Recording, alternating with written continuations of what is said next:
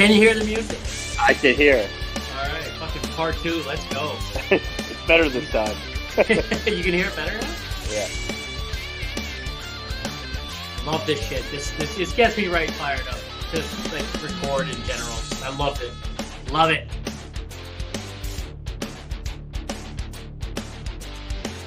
Yeah. Oh, I love that.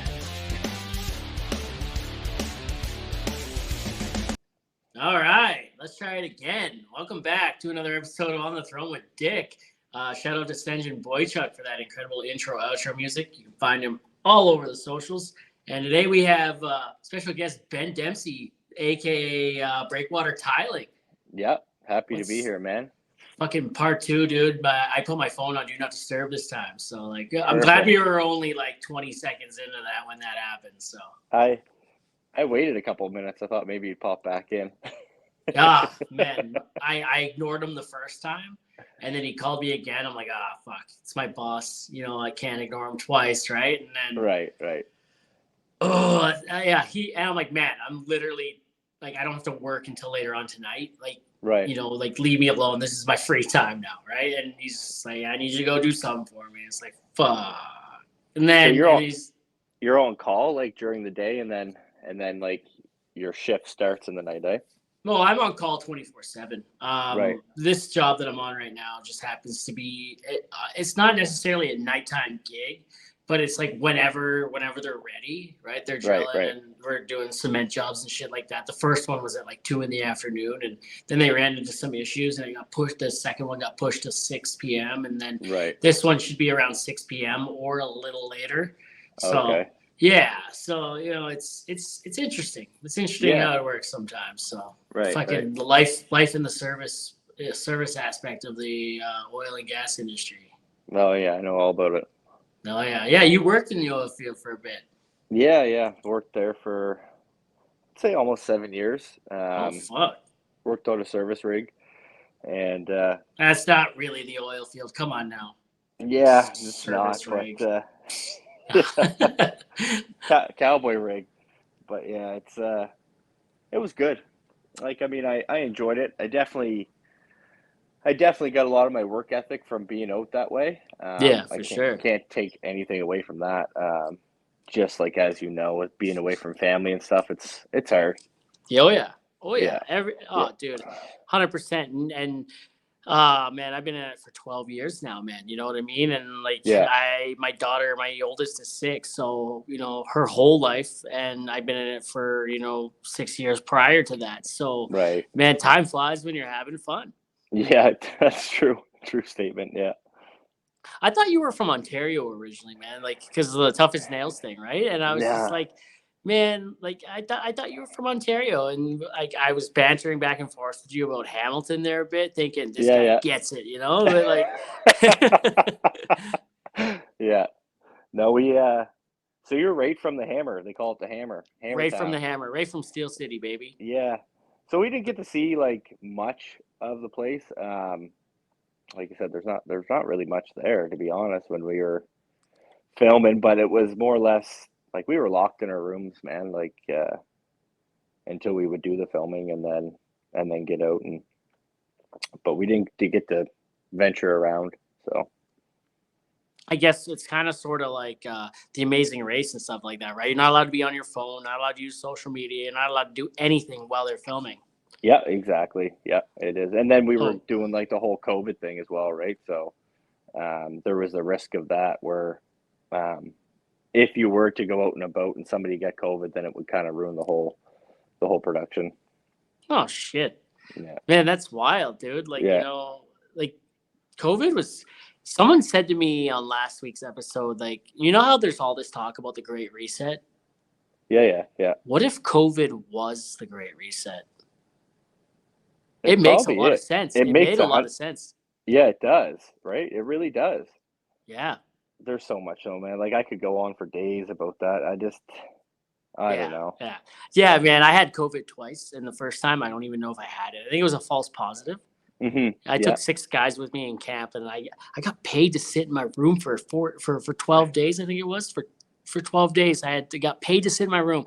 I went on TikTok live for 12 hours a day. So what could you go out into like the cafeteria, get food, or they bring it to your room, or leave it at the door? I had the cook's number, and anytime I wanted anything, I had to text, and he brought it to me. Oh my, 12 days. Yeah, it was great, dude. I was up all hours of the night. I fucked up I wasn't allowed to say anything either because it was the beginning of COVID, and the small town we work in, everybody follows me on social media around here. Right? And if I said anything about COVID, me having COVID, they're like, nobody will call us. Right? Really? So like, you go to your room, you don't mention anything about having COVID. And it just happened to be around breakup. So like, everyone's like, why are you in your room? Why aren't you working? Oh, it's breakup. It's slow right now. Well, why aren't you at home? Just in case I'm needed, and oh, dude, it was crazy. Right. And every now and then I'd be live and you could see like people, I recognize their names, people from upper management coming into my live streams. Yeah. And watching. And it wasn't me who leaked it. There's a group of 16 companies, and someone within the group of 16, they said something about me having COVID, and I didn't even get in shit for it. They're like, everyone's like, no, he didn't say it. Like we were watching him like a hawk. Anytime he was on the internet, we knew. Wow. Yeah. So like, how did you find out? Did they do they test you regularly when you're up there? So at that time, yes, but I was working in Dawson Creek, which is like 4 hours away. And I was with one of my coworkers who lives in Dawson Creek. And he'd go home every night, and we were cleaning tanks. And he was talking about how everyone at his wife's work tested positive for COVID. And he's like, yeah, my wife's going to go get tested today. I'm like, okay, cool, or whatever. And he went home to have lunch with her, comes back, and he's like, oh, she tested positive. I'm like, so you're positive now? He's like, probably. And I'm like, nice. I'm hanging out with you. I'm like, let's finish this. I'm going to leave. You give me 2.5 hours to get on the other side of Grand Prairie because I am not quarantining here for 2 weeks. And I'm not quarantining. You give me 2.5 hours. I'll call you when I'm on the other side of Grand Prairie and let you know where I'm at. And then you call our boss and tell him. He's like, deal. So I got to the other side of GP. I told him where I was. And then like 10 minutes later, my boss calls me. You take that fucking truck. You take the keys.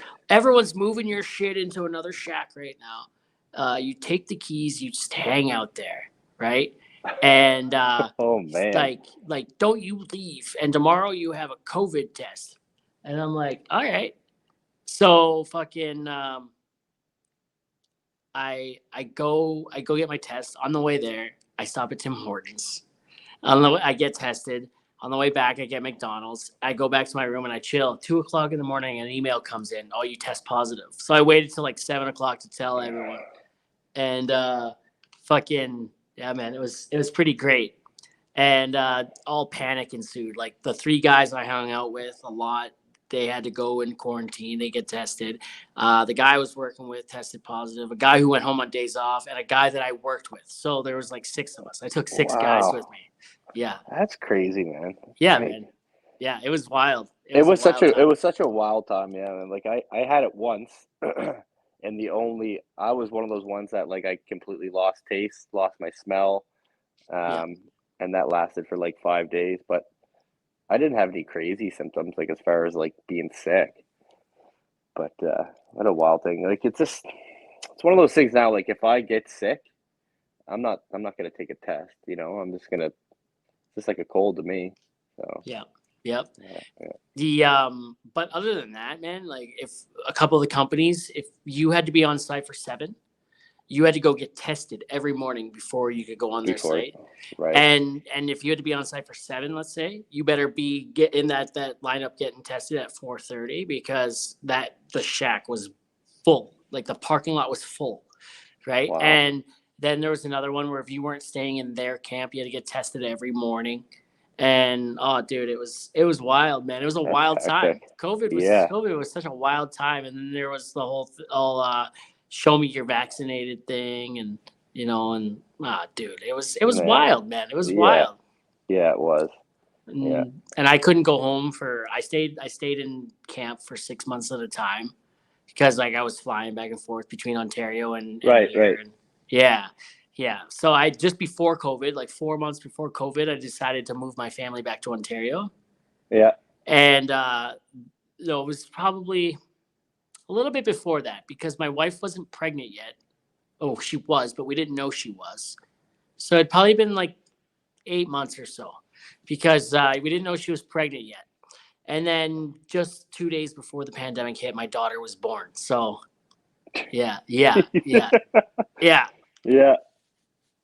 man. went It through was it. it was a wild time, man. It was a wild time. Yeah.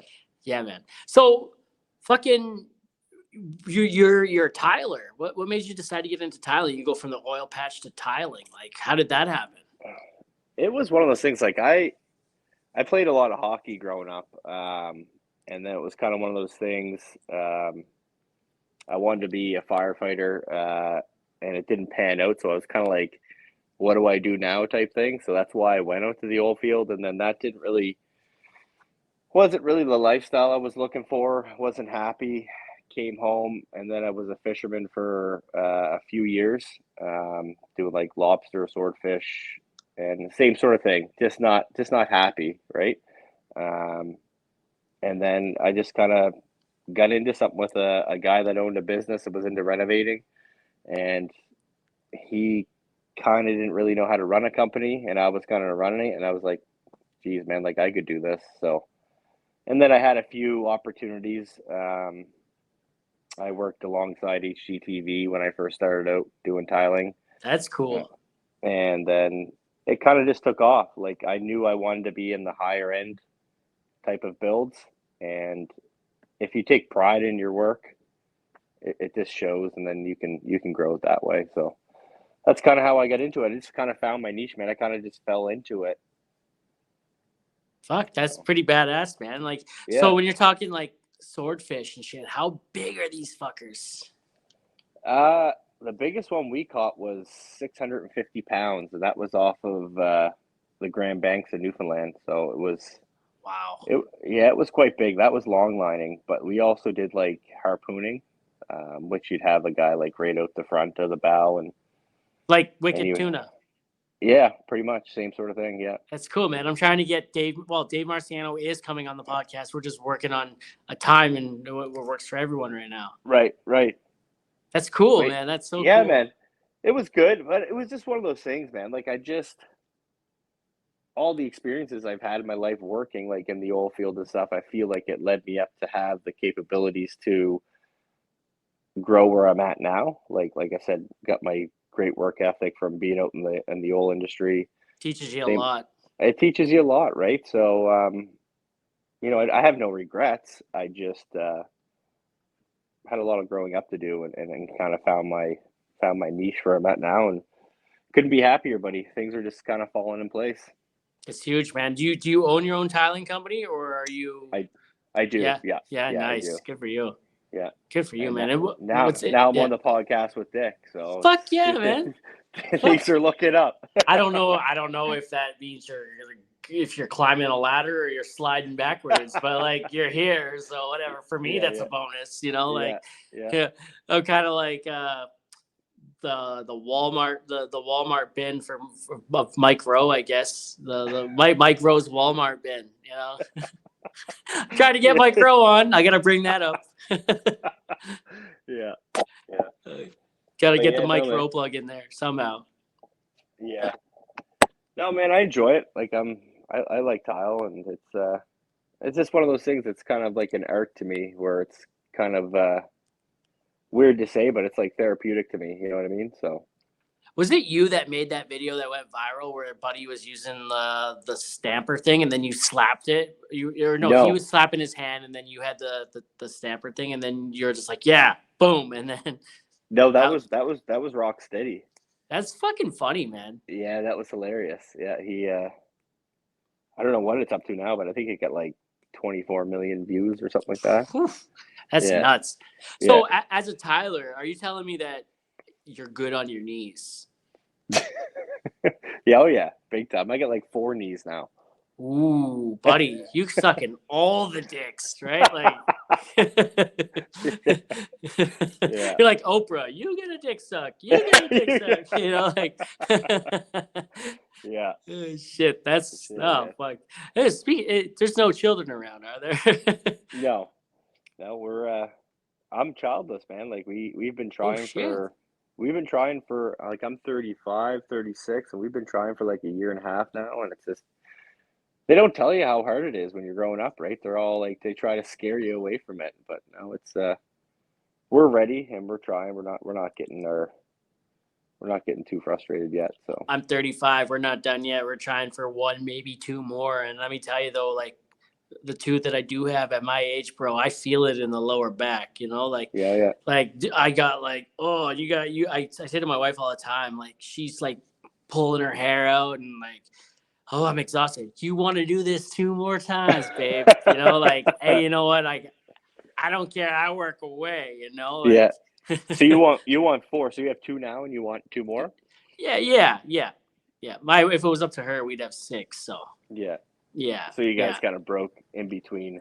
I didn't want any. She wanted 6. So we're meeting it. We're meeting in the middle here, right? And Yeah. I also didn't want to get married either, right? But then Yeah. you meet the right one, and you start running out of reasons not to, right? And Right. it's like, well, damn, I just want to make her happier than anyone ever could possibly be, right? So like, if Yeah, that's what yeah. she wants, that's what I want, That's right? great, man. And so, boom, we've been married 11 years. 11 years this year and together almost 20, man. It's been a Wow. ride, man. Yeah. Man, so you're like 35. So you guys were like, was that your day one? Day one, man. That was like high school shit. Yeah. Fuck yeah. Nice, buddy. I just wanted the poom poom and she saw other things and fucking, who knew that, when they say that shit's addicting, it's addicting, man. And Yeah, like, yeah. nah, she's amazing, bro. And that mustache kept on growing, getting longer. Yeah. Well, you know what makes it grow, right? It's Yeah. not the water. So, Yeah. she Yeah. yeah. But no, all my friends call her all in one. They're like, man, that's all in one right there. She's got an amazing work ethic. Yeah. She's smart, funny. She actually helps me a lot with the videos I make. She's like, you need to do this, say this, and have this in your hand, and like kind of do this kind of gesture. And it's like, Yeah, oh yeah. shit, okay. Yeah. And she's an amazing mother. She, best teammate ever. You know what I mean? Like That's awesome, man. you in terms of like sports, man, I found a free agent and I locked that down to a long-term contract that she's never Nice. getting out of. I tell her all the time. I say this all the time, man. Like if she ever wants out, this becomes a murder suicide. So Yeah, yeah, yeah. yeah. Like That's great, man. yeah, there'll be brain matter everywhere. So it's like I'm going all in, right? Yeah. You think I'm joking? Yeah. But she's good shit though, man. I look around at other people in my generation, not to say that like they're not also good parents and they're not also like hardworking and stuff like that. It was just I had those standards and she set the bar, right? So now Yeah, like yeah. it would take a lot to reach. I don't think that bar could be reached. Could be reached ever again, right? So Yeah. This setting the stage for a good my wife died of cancer story, right? So Yeah. I hope not, but you never know. Well, Is no, that man, even something we can joke about? I don't know. yeah, yeah. Like I said, it takes a good woman too for you working away all the time and being with the kids. Like 100%. that's a whole different ball game right there, right? So It's not an easy lifestyle, man, as you know, no, right? Like, but no.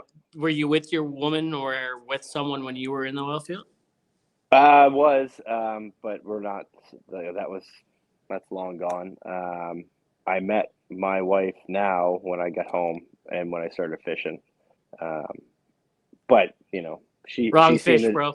yeah she's seen the darkest of me, so and stuck around. So thank her Yeah. for that. Same with my wife, dude. You know what I mean? Like Yeah, we were kids, dude. We were kids, and she seen how my dad was and kind of the direction that I could be going in, right? right. And like that's not who I should be or anybody should be like. And she stuck by me through like a lot of it. I had a lot of growing up to do, and she Yeah, yeah, she stuck by that. And she said to me, and I tell this a lot too. She said to me, she's like, I asked her sometimes like, why'd you stick around? And I haven't asked her in a while because I already know the reason. But she said, I saw something in you that I thought was worth waiting for, there you and go. I knew one day it would happen. And Yeah, and man, that was mind blowing. You know, it takes a special woman. You know what I mean? And Yep. yeah, so and same. You know, we're growing like this, and I think in the last couple of years we're only getting better. We're only getting tighter, closer. You know, and our goals are even more in sync than they were years ago. So That's awesome, man. yeah. It's good to hear, man.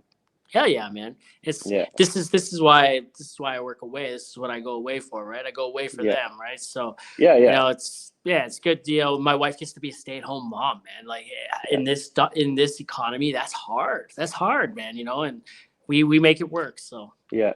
So did you, when you guys first met, were you always working away? Like, did you, no, or was it? we were in high school, so I didn't really. I worked with my dad on So weekends and yeah, during the I guess. summer. Right. Yeah, Yeah. but I started off. My dad worked away a lot, right? He has his own construction company, and I worked with him right after high school. I was on the road the whole Yeah. summer and most of the time. So yeah, she kind of knew like that's what I was getting into. But you know, it wasn't until like maybe 2-3 years after high school where I started going away. Yeah, I stopped working for my dad and started working at home, Yeah. and you know, and then 2 or 3 years later, I got a job in the oil field, and that's when I started, you know, going away. So like most of our 95% of our relationship has been this. So Okay. Awesome. yeah, man. Yeah. Yeah. Yeah. So like, what made you get in, like, why tiling? You could have done anything. You could have gotten into literally any trade, done anything. And what you said, the work ethic thing in your own company, like, why did you settle on tiling? Like, what was the allure of that? Honestly, man, like I said, I worked in a renovation company, and I don't know, man. There were certain times where we would have to do a little bit of tiling, and I just was good at it, and then I kind of took to it. I found it fun. I liked being able to create something that a client could see and be like really happy about, and I knew I could get better.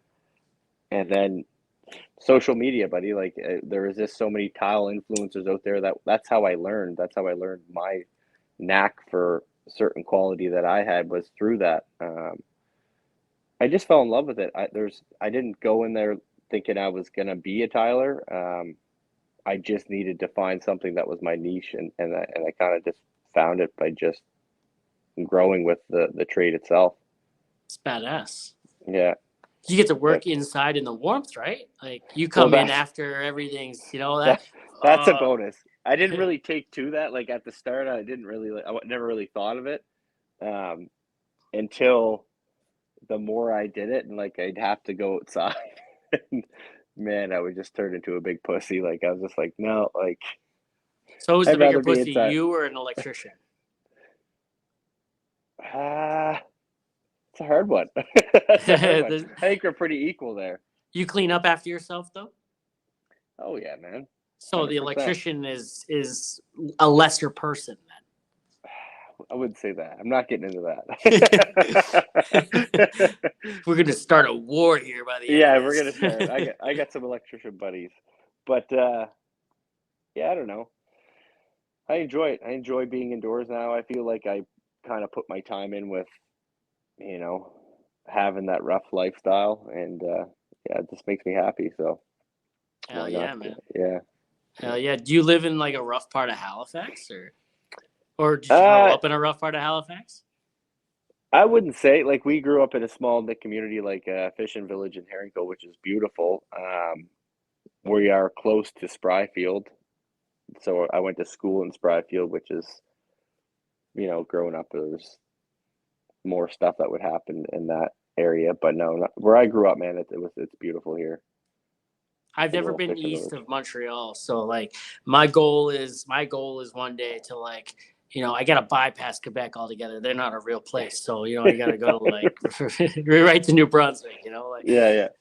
So you've never been down Nova Scotia? Never been east of Montreal. Wow. Yeah, went to Montreal. They could speak English. They chose not to. And now I'm in Alberta. I hate Quebec for a whole other reason. So yeah. You gotta check out Halifax, man. It's beautiful here. I know a lot of people that live around there or from there that I've worked with over the years. So it's definitely a goal. Mind you, it is getting like, it's almost like slowly turning into like a Toronto. Do you know what I mean? Like Yeah. it's getting like overpopulated, like but so be it with Canada, right? Like it's just I live downtown Edmonton pretty much. Oh, do you? So I you're live right in the right city. downtown. Oh yeah, Really? I'm in like the concrete jungle. Yeah, oh yeah. I So you live got a like house, right in the like a ghetto. house? Yeah, Like a I live in the ghetto. really? I Oh don't yeah. think I've been to Edmonton. I just trying to picture it again. It's been so long. Been to a It's not so couple bad. games. It's No, not it's so not. bad. It's cleaned itself. Like it hasn't cleaned itself up, but like they've been cleaning it up, right? The area, like I haven't had any issues there. There's only been one or two shootings a couple blocks away, a couple stabbings. Some woman got kidnapped there like a couple months ago. But, man, it's You get that easy. everywhere. You get that everywhere, man. Like Buddy just wanted to keep warm in the car. Didn't know she was in the back seat. He went on a Yeah, joyride, looked behind him, and there's this woman in the back seat who's deaf and blind and autistic. I think she was yeah. 40 years old, right? Like as soon as that Amber Alert went out, he ditched the car real quick, right? So, like Jeez. shit. Oh shit! I got someone in the back seat. Oh shit! Hopefully nobody misses you for at least till I get closer to home. I got a curfew. Like Yeah. So you like it there? You like Edmonton? Like I if love you Edmonton. yeah, you do. I Yeah. lived in Calgary for 2 years before I moved back to Edmonton. I lived in Edmonton for 6 years. Moved back to Ontario for like a year and a bit, Right. and then moved back to Calgary. Moved back to Alberta. We chose Calgary. I stayed in Calgary for 2 years, and then now we're in Edmonton for the last 8 months. And you moved to Edmonton just because it was it's closer? It's a lot closer to work. I'm 2 Yeah. hours away from home instead of 5 or 6. So Right. yeah, Yeah. And that can yeah. get annoying. It sure can, man. I Yeah. got evacuated twice last year due to wildfires, and having to drive 5 hours home in the evening, when you're already tired, sucks, right? Drive that Yeah. 2 hours is nothing. That extra 3 and a bit it takes forever. Yeah. Yeah, Agree. There was a guy on the show from Edmonton, Dustin. He's an Edmonton firefighter, but yeah, he likes it, man. Like they get big parks there, and yeah, he grew up there, so I think he loves it there. Edmonton is known as Canada's festival city, right? It's Yeah, so much going on there all the time. Lots of that yeah, festivals, lots of culture. It's amazing. It's an amazing yeah, town. I love it. yeah. Yeah, There's always concerts going on there too. I remember always always. going to it like every weekend. There was like somebody there. Oh yeah, I had a chance to go see the Tragically Hip on their last show, or Simple Plan, and I chose Simple Plan. I was like, yeah, I've never seen Simple Plan before, right? And I'll never see Gord again. He's never coming back, I right? went to that one. I went to see the Hip when I was there. So that was what? How many years ago was that? Probably 12. Yeah. So I went. Oh, probably 7 or 8. Yeah, so I went and seen him when that was the ending. That Gareth Brooks was there. That was Have you good. seen the guy on TikTok called Girth Brooks? Gareth Brooks. Yeah, What a name. he works in the oil patch. He works on a rig, and his TikTok name's Girth Brooks. Gareth Brooks. Girth is wealth, and he's found his calling, I guess. Yeah. That's awesome. So speaking of the show, how did you even get on that? Like, did it just reach out to you, or did you have to apply to get on, or what? I used to watch the show because the only reality shows I used to watch would be something that was along trades. So I just thought it was a cool show, and then my old man said that they were allowing Canadians to compete, so I was like, yeah, I'll just, for the sake of it, I'll apply. And yeah, it just kind of went from there. They just kept on coming back. Badass. It was a process for sure, especially being in Canada. But it was yeah, it worked out. Like I knew if I was to get on the show, I knew that I could have a pretty good chance. So did they have to like send you for like a preliminary round, or they was it like a speed dating thing? They sat down and like, so Ben, what do you like? Long walks on the beach and margaritas, or what? Like how did they do that? Like, did they measure your biceps, or? Yeah, they did that. They did. Did they? No, Oh but shit. no, like we had to do. There was a lot of. You had to be in good shape. There was testing for physical testing, but like lots of meetings and stuff over Zoom and stuff, just talking to you. I think I think they already had kind of an idea who they were looking for, the type of person, and where I had so much of a background, I think that helped. Like being in the oil industry and fishing, and now a tiler. They didn't really want to talk much about the tiling because it wasn't as cool as fishing in like the oil industry. But yeah, man, it honestly it just worked out. I mean, semi lucky, I think. But That's mind you, pretty cool. I don't know how many people tried out either, right? So How many people did you compete with? Like 16 or what?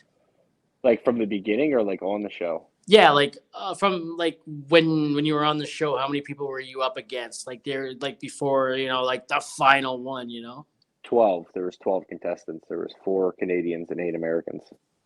For man, they didn't they They seriously right? underrepresented those Canadians, man. Why didn't they go 6-6? Like Well, you won, right? yeah. So Yeah. that's why they didn't have more Canadians, man. They knew. Hey, remember the last time it was Canada versus the USA? We burned their fucking White House down, and then we were nice enough. We were like, oh shit, sorry, and we left. Yeah. Any other country would have been like, this is our shit now, Yeah. right? America would So have done that to us. They would have marched into Ottawa, burnt that shit down, planted their flag, and we would be America right now. It's yeah. true. Yeah, it's true. But Yeah, man. yeah. That was a good experience, man. Yeah, I mean it all worked out. So what kind of like what kind of tests or things did you have to do when on the show to what kind of obstacles did you have to overcome? I mean, there was like you have every trade there. So you'd have carpenters there. There was, like I said, firefighters. There was iron workers. There was motorcycle fabricator builder. Um, so like there was like a lot of trades. Our electrician was there. Um, He lost first, right? let me think. I'm trying to think. No, no. No. Okay. All right. um, but yeah, no. What? Yeah, it was just like there was a lot of steel competitions because it was like the steel. You know what I mean? The hammer, right? So they involved a lot of that into it there, but it was just more or less. There was a lot of physical challenges. There was because we're divided. You're divided into 2 teams at the start. So there's team challenges, and then there's the individual challenge. So you can win with your team, and if you win with your team, you can also win as an individual. So And you were with like an old man, right? Yeah. my like at the end, yeah, he was Todd. He was 50. I want to say 56 or 58. But yeah, he was.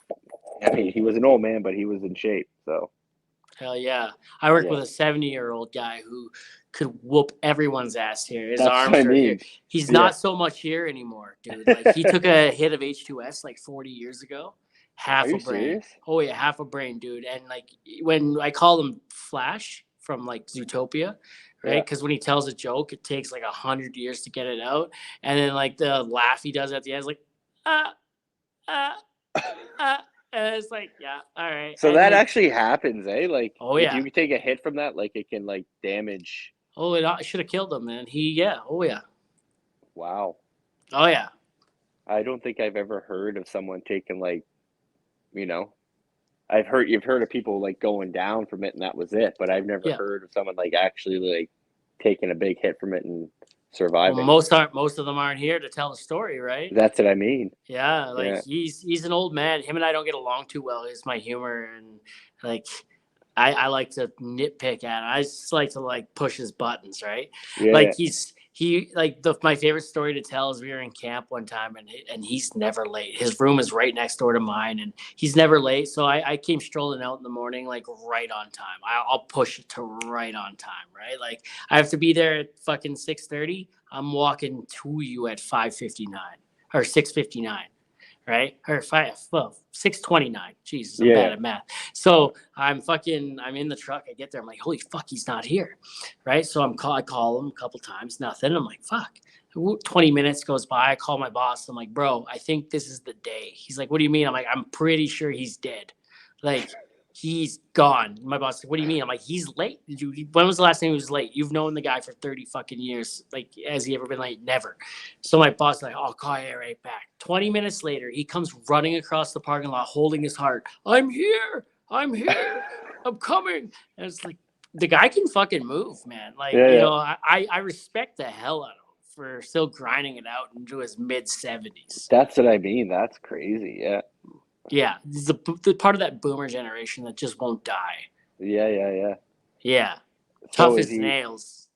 is he like, does he have a plan, or is he just gonna like I think work until he just his plan is to die at work, right? Like, yeah, he's a fucking liability at this point. Yeah, right. Yeah. I don't want to drive with him, right? Like, Yeah. I don't want to be the guy. Like, Grandpa went out the same way as his passengers, yelling and screaming, right? And like, fuck, man, like, no, he's good shit. We just don't get along all that well. I still respect him though. So like, would you guys swap out on like who's driving? Like, will you drive one day, somebody else will drive the next? Well, the vac truck, no, because like I don't have my class 3 and I don't want to get it either. But the crew truck, yeah, for the most part, yeah. But a lot of people don't trust me to drive. I have a habit of putting shit in the ditch. Oh yeah, I make it a habit for sure. Yeah. Like it's a lot of fun, man. Like 1 minute you're on the road looking at the scenery, the next minute you're in the scenery looking at the road, right? So it's fuck it, I don't care. Like no, like man, they all make a joke, like I do the least amount of drugs, but I'm the most drug tested person, right? It's like YOLO. Yeah. You're like, no way you're doing this sober, right? It's 100%, but That's hilarious, man. Yeah, man. So like, you were telling me, like, what was the prize for winning Tough as Nails?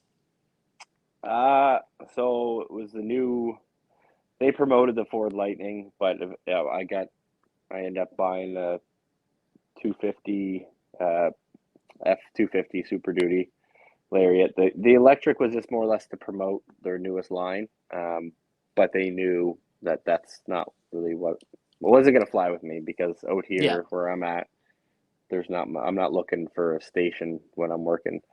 And then the cash prize was 200,000 US, and then we also won with our team, which was another 60,000, or sorry, how much was it? 40,000. 40,000 split between the team? No, that's what we won. Like each person. Yeah. Oh wow. 40 grand each. Yeah. Man, so you came out of it pretty good. Yeah, because it converted over to Canadian, so. Yeah, and when it's going the other way, it sucks. But coming back this way, it sure looks nice, doesn't it? Well, we're tax-free with lottery winnings, right? So it worked out. Yeah, so far for now, until Trudeau changes that. I'm surprised he hasn't got his fucking grubby paws on that yet. Yeah, I know. I'm still nervous for tax time, but my accountant tells me, he's like, you're fine. So what what are your own hours? You set your own hours, but like you can't just phone it in. Like you obviously get like out of it what you put into it. But like, what do you try to do with your own company? I know my brother has his own company, and there's days where he'll show up at noon and leave by 3, right? So yeah, I mean, I'm constantly working. Like, I'll even work weekends. Like, I'm so booked up here that it's kind of hard to take time off. Yeah, because for me, it's always like, they'll just find the next guy. Not so much they'll find the next guy, but it's leaving the reputation, I guess you would say. Like, I want to be able to say when I'm going to start something, be there, and finish it when I say I'm going to finish it. But yeah, it's nice. Like, I obviously have short days. Like, if, like today, for example, I finished the job early and take off, right? So yeah. but that's why I kind of wanted to get into running my own business is to be able to be flexible with my own hours. Hell yeah, man. Yeah, yeah, Maybe one day that'll be for me, man. yeah. I don't know if I want to do the fucking 15 to 40 hours. You never know where that number's going to land shifts. Right. I don't know how long I want to do that for. I mean, it pays pretty good, but Yeah, the yeah, yeah, government definitely takes their fair share. I can tell you that much. yeah. That's the awful part of it. I mean, even running a business, like there's so many pros and cons to it, man. Like there's a lot of headaches, and realistically, the government's taking like 35% of what I'm making, right? So Yeah, man. Like this pay period just ended. I had 172 hours in the 14 days. And like, I wanted to stop working like 7 or 8 hours ago, right? Like yeah, after like 160, 165 is my sweet spot, you know? right. Because if you And work over more, then it's getting taxed more. Yeah, yeah, that's yeah. that's my sweet spot. I make the most when I'm working a little less. Hmm. And fuck it, I was really getting worried there towards the end. I got lucky. I had like the way the job ended up being, I had missing a whole day. So it kind Hmm. of worked out in my favor a little bit. I was like, Right. all right, I'm good with that. That's one whole day that's like wiped right off. Let's just do that. Yeah, yeah, exactly. Yeah. If only we could. Yeah. So you think like is this your plan, like your end plan, or are you looking? Do you have other ideas? I've started looking at other places. I recently applied for a crane operator apprenticeship. Nice. Right. So Yeah, yeah, yeah, I was picking the brain of a crane operator on site. A couple other irons in the fire, but you know, um, social media is kind of doing pretty good. But the unfortunate part there is that my whole niche is based off of me being at work. So I know. Yeah, like yeah, yeah, yeah, it's kind of like shit. I backed myself into a corner there, but yeah. other blue collar content creators have made it work. So No, man, I praise you guys, like the hustle that you guys have to do that all the time. Like I try to get bigger with it and get more followers. It's hard to wrap my head around when I'm there to be able to start filming something, and then I say, geez, I should have filmed that. But it's a whole different hustle, man. Like it's a whole different grind. it's hard for me to take my phone out while I'm actually working. When I Right. have ass time, it's easier and I can just show the rig or whatever in the background or the truck. But when I'm Yeah. actually working, it's so hard.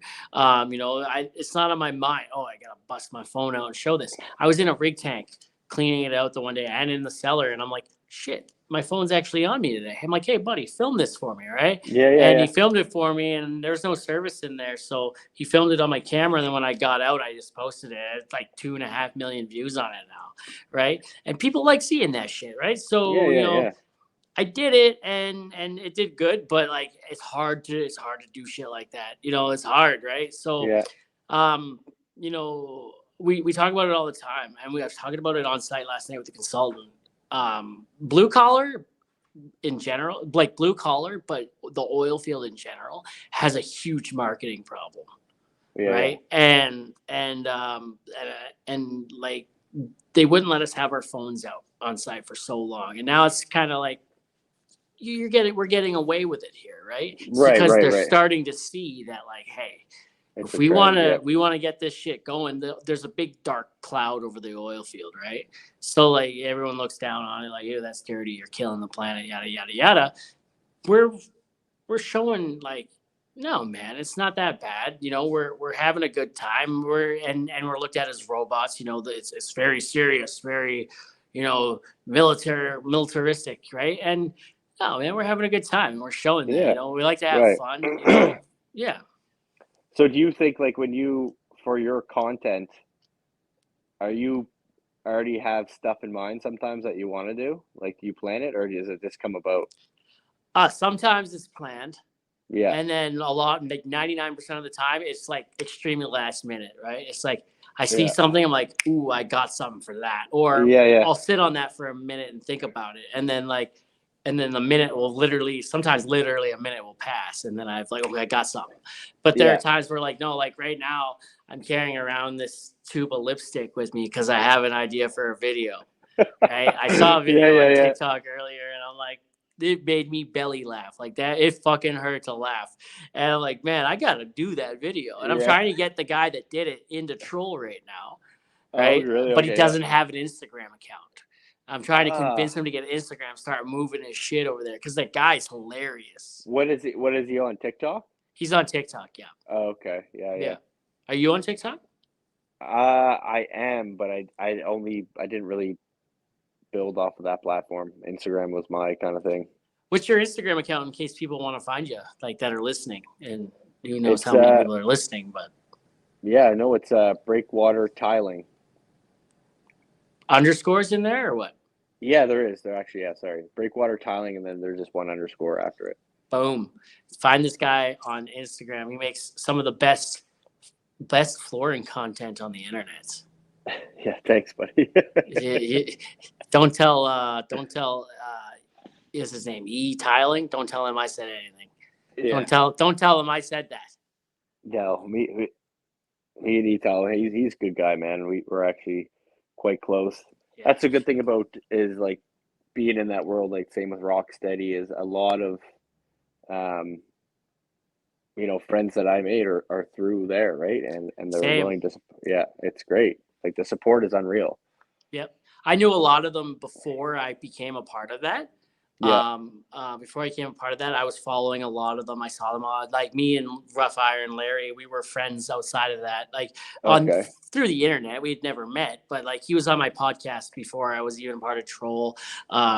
I was talking to him and following him for a couple of years now, and same he's been following me for a couple of years. And then Slim Brick Jesse, we've Yeah. been following each other for a while, and then coming there, and turns out he's a part of the group. And Alberta Mechanic, who's recently new, we've been friends for a while, and so yeah, I think the last 3 or 4 years, him and I have been. He's lived like half hour away from me, and the Gilbert sisters, the Gilbert Taping sisters, they live Yeah. like 40 minutes away from me, and Wow.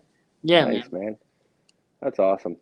yeah, so it's cool to see like there's a lot of people in that group, a lot of blue collar people in that group that all live in like the same area, Right. or not far from that area, Or right? not far from, yeah. Yeah, and then you got us Canucks up here who are just like we're doing this shit for free. You know what I mean? Like they're all making money with their content. We're just here having a good time, right? That's right. Exactly. Yeah. Yeah. No, What's your code for Troll? it is break 10. Break 10. And you get that 10% off. There you go. Go. Use mine, use his. Who the fuck cares? It's as long as you're using mine. it. but mine has the word dick in it. So it doesn't. It doesn't actually. It doesn't actually though. Mine is Frost. Oh, is it? Oh, okay. Shit. I missed you gotta a get real that opportunity. changed. That's what Slim said. Yeah, I'm like, fuck, man. I should get it changed. Shit. Yeah. I missed a real opportunity there. Yeah. Oh shit! Awesome, hey man, do you know what viscosity is? Viscosity. Yeah. I know the term. Well, you worked on an oil rig, right? You worked on a drilling rig, so. Yeah. I didn't work on a drilling rig. It was a service rig. Oh yeah, I forgot you're not really in the oil field. Gotcha. Roger that. Mind you, it's been a lot of years now. But no, man, what is that? So viscosity is like the thickness of fluid, right? It's like is it thick? Is it not thick? How viscous is it, right? Yeah. And where I'm going with it is the podcast is sponsored by the Mudman. The Mudman deals in the thickness of the load, right? How thick is your load? Pretty thick. You're trying to get that girl pregnant, man. I hope it's thick, bro. Like,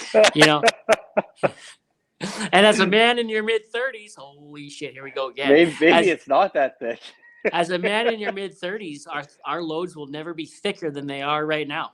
I know. We have the thickest loads. We are the generation. We're at the age where we're just full of.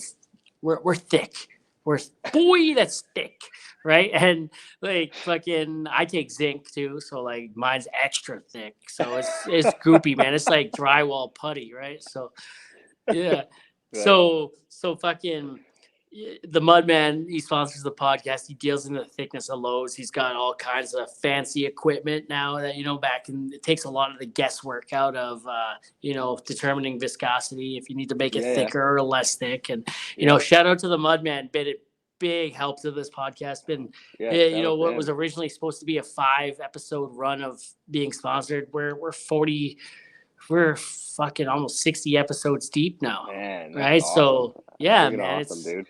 It's crazy, man. We've come this far. He's helped out with a lot of shit. The headset, the microphone. So before we were doing it, we were just raw dogging the shit out of this without him. And so www.mudmarket.com and give the Mudman a gander. He's a solid dude, and his gear, his logos are so like crisp. Like the new John Deere logo he has is just like.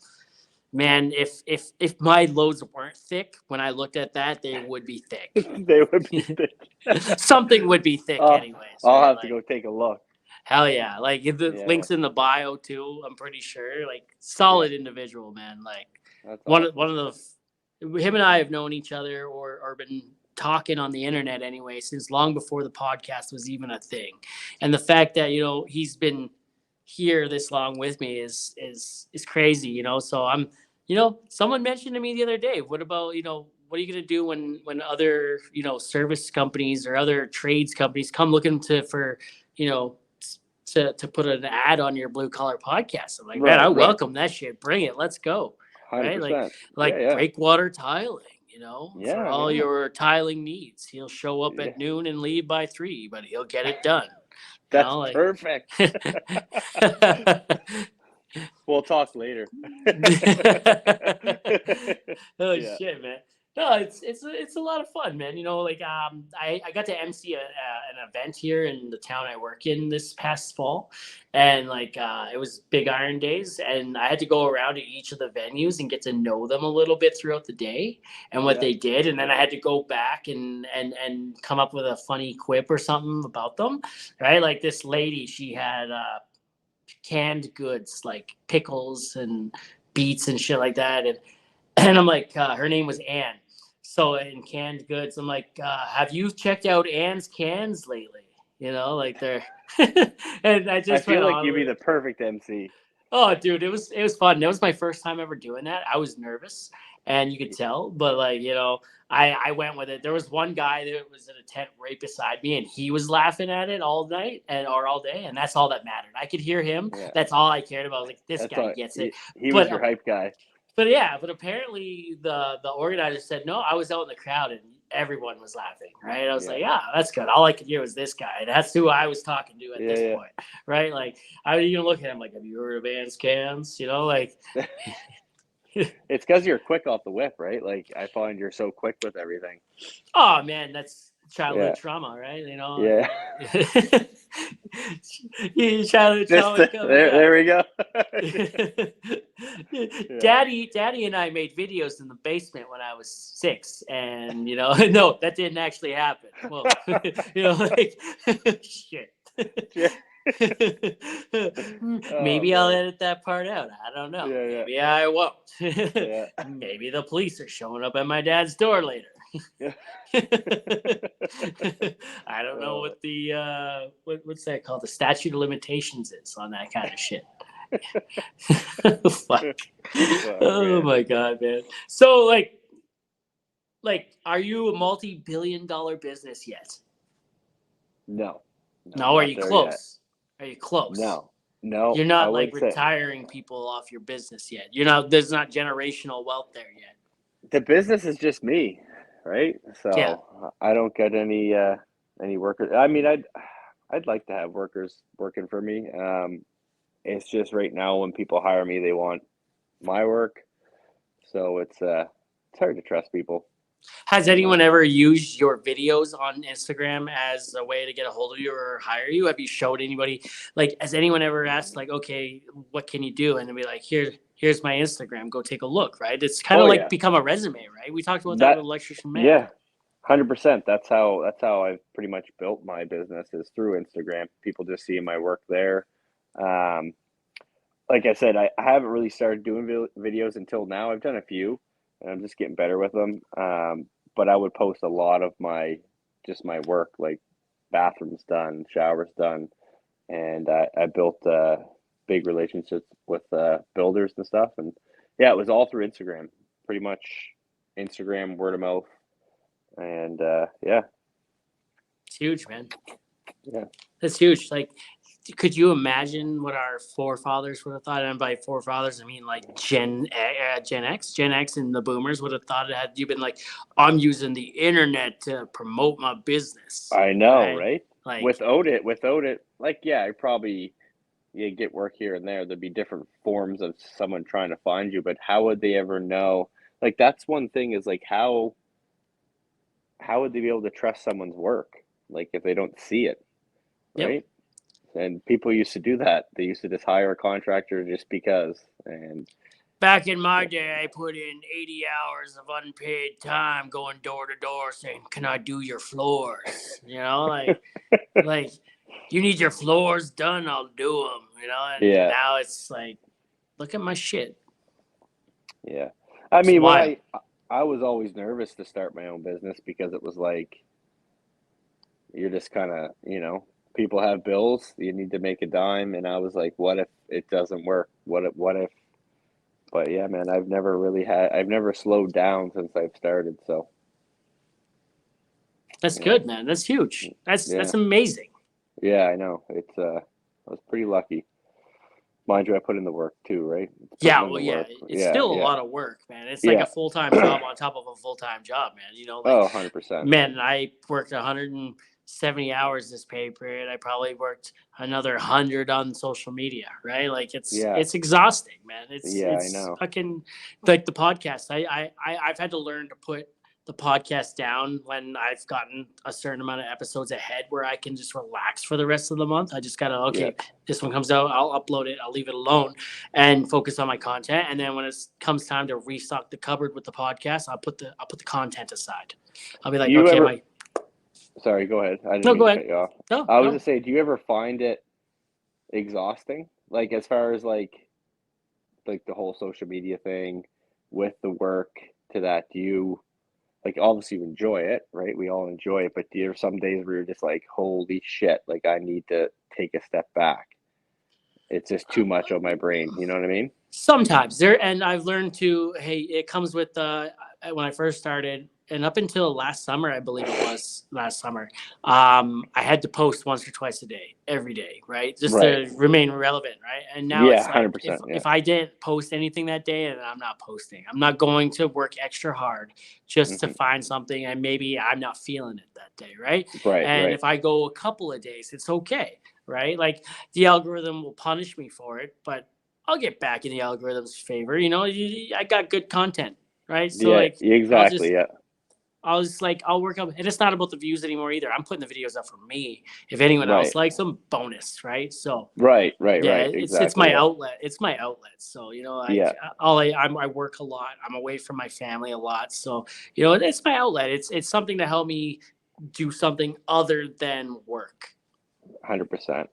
No, man, I respect the hustle, man. Like, you got kids, you're married, you work away, you're doing a podcast, you're putting content out, like, good content.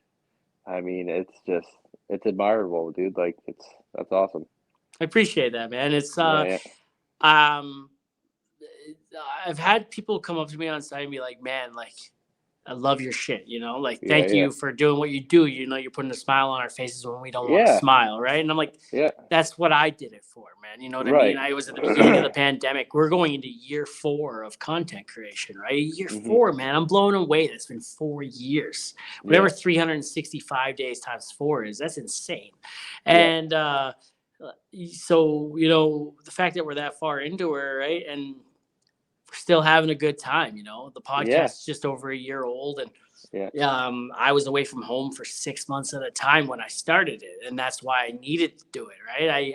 It was depressing, right? And I couldn't find anything that made me laugh, right? So I'm like, Right. well, if I can't find anything, I'm gonna make it, right? Yeah, And yeah, then, exactly. Yeah.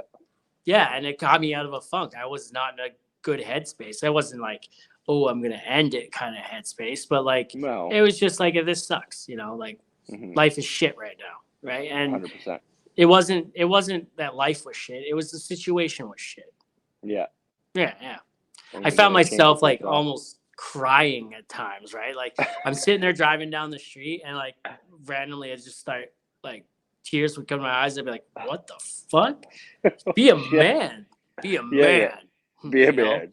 Be a man. You know. But Yeah. turns out, hey, we talk about it all the time, man. Mental health is huge, right? Huge, And man. Huge. huge, man. Like, do you ever experience with your work, like that? How's the mental health side for you and your blue collar side of shit? I mean, it's fine there. I mean, just back in the day, when I was out west and stuff, I struggled with addiction and stuff. So, um, yeah, man, everyone's,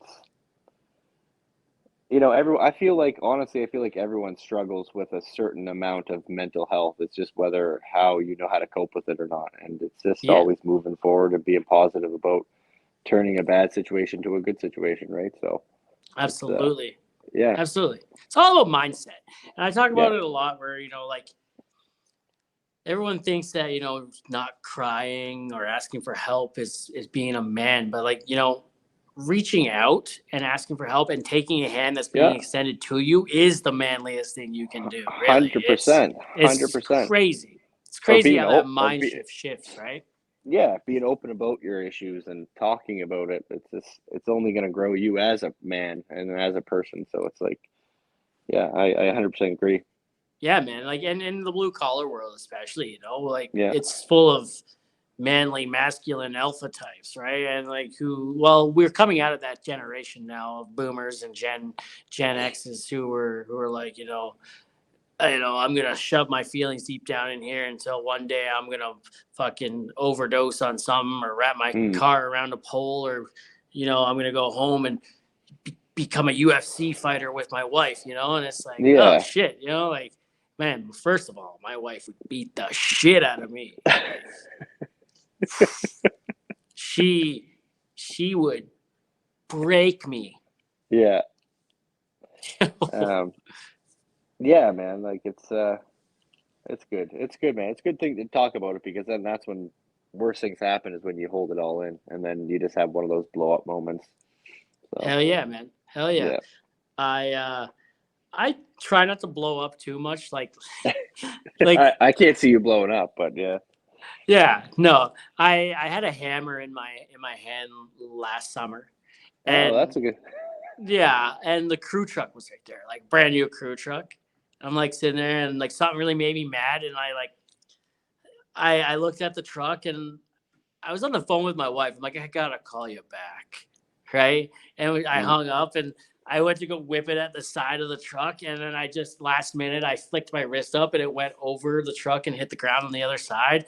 And I'm like, this is probably cheaper than what would have happened, Like, yeah, I was mad, right? And yeah, and I quickly got over it. So it was like, like it wasn't worth beating the shit out of a truck for. I can tell you that much. 100%. Yeah.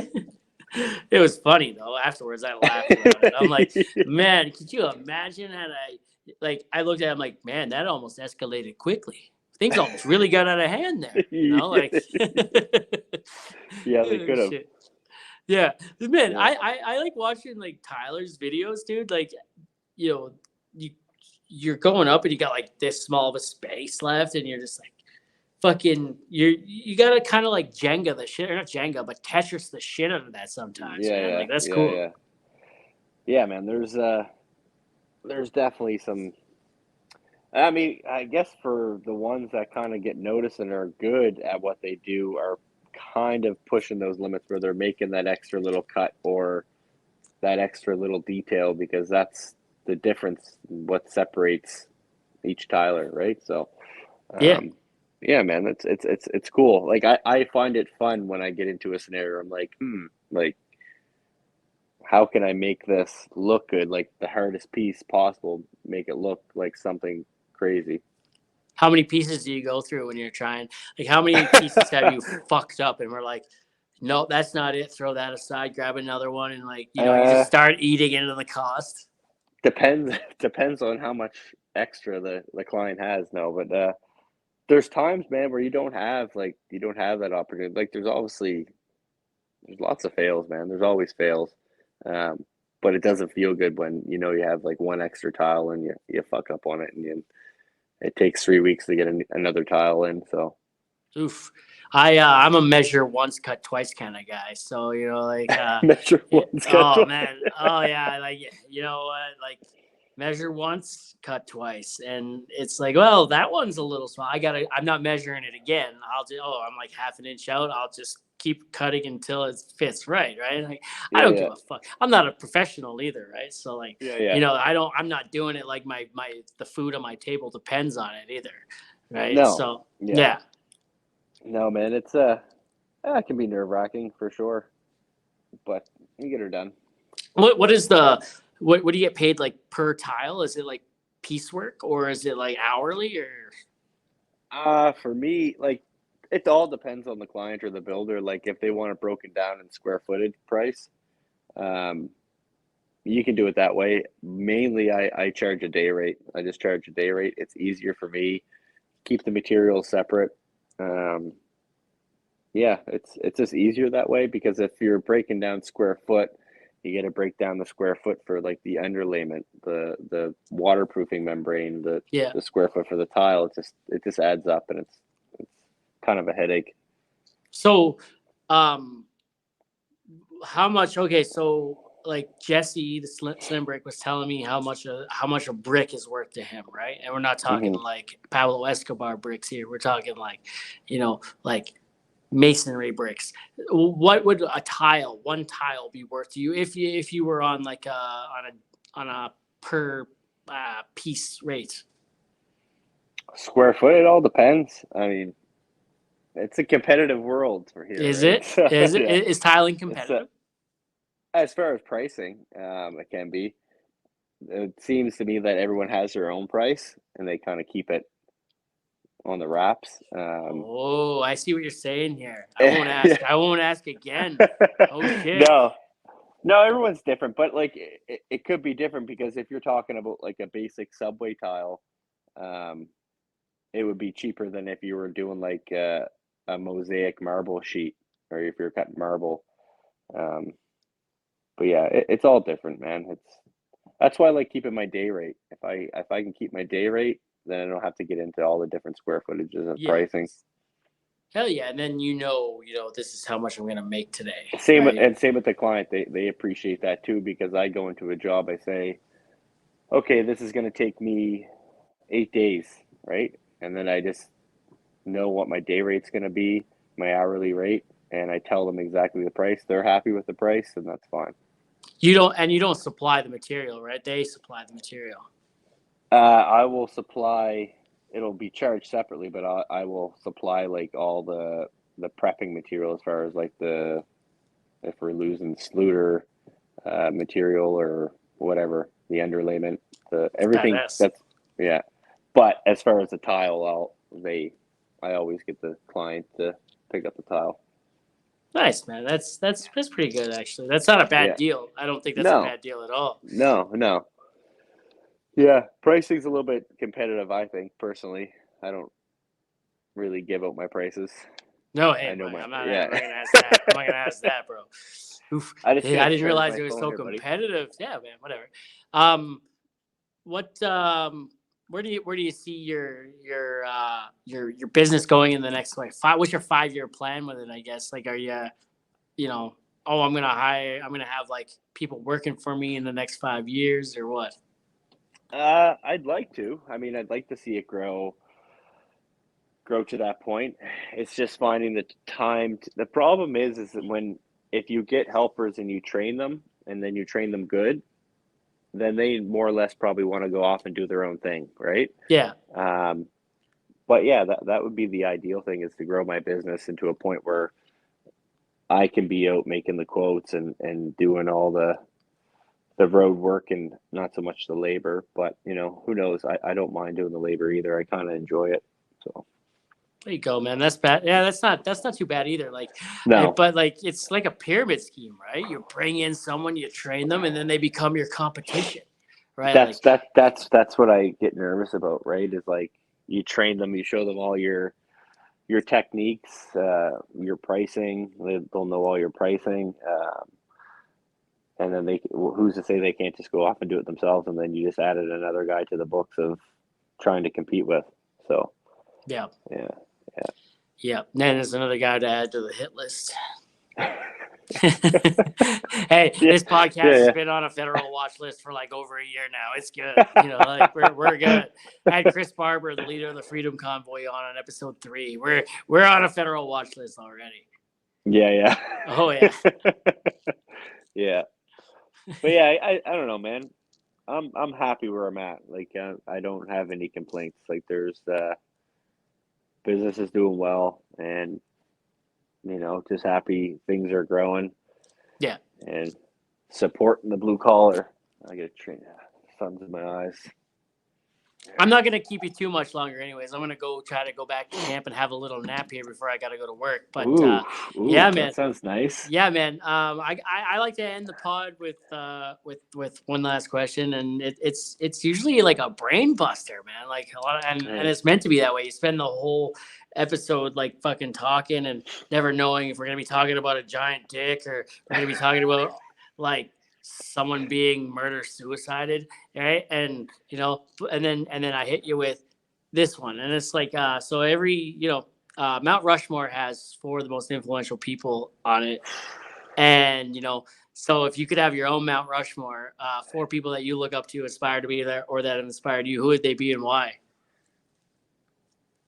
Dead, alive, fiction, nonfiction, doesn't matter. Man, that's a tough one. I would probably say,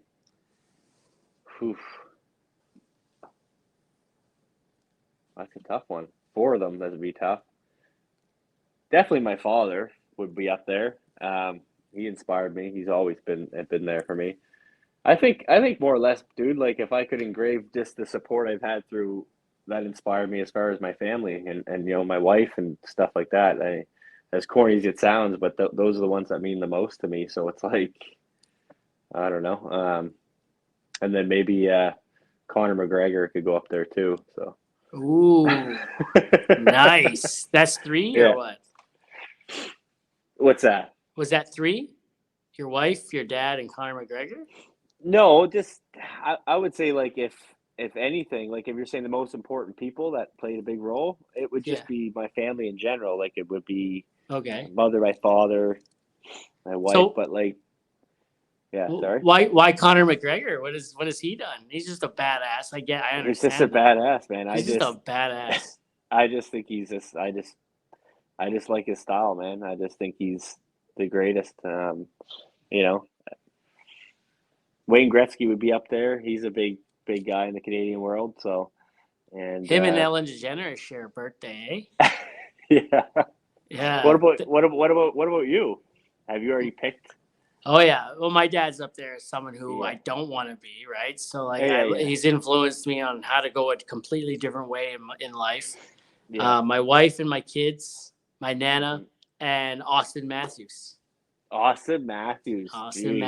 I'm a big Ovechkin fan. Ovechkin's my favorite NHLer of all time, but Austin Matthews single-handedly saved the Toronto Maple Leafs. So you're a big Maple Leafs fan, eh? Oh yeah. I'm moving away from the NHL, so more or less because the NHL is a shit league, but they're just terrible. They're horrible. It's getting better. It's getting better though. Like they brought in that Matt Rempe.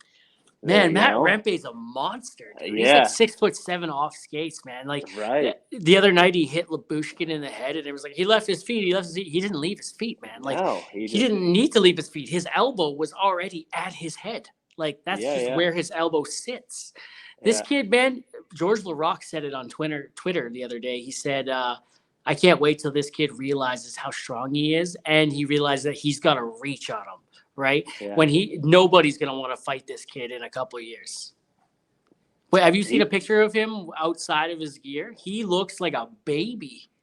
That's what I mean. I was surprised because he fought Reeves the other night.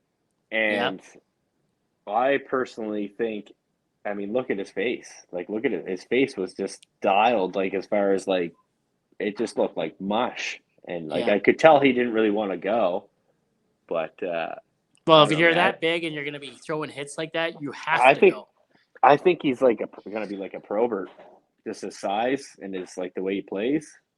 Yeah, If maybe. if he keeps it up, I don't know. We'll see.